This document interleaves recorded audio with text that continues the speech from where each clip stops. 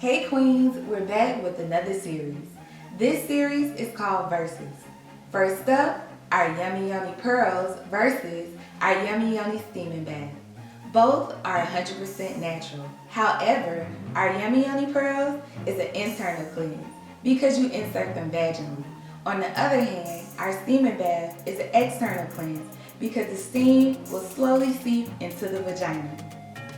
Both help with infertility, UTIs, BV, and cysts. However, you cannot use them together.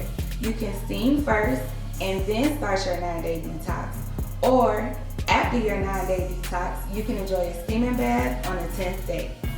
I hope this video was helpful for you. Please like, comment, and subscribe. Peace.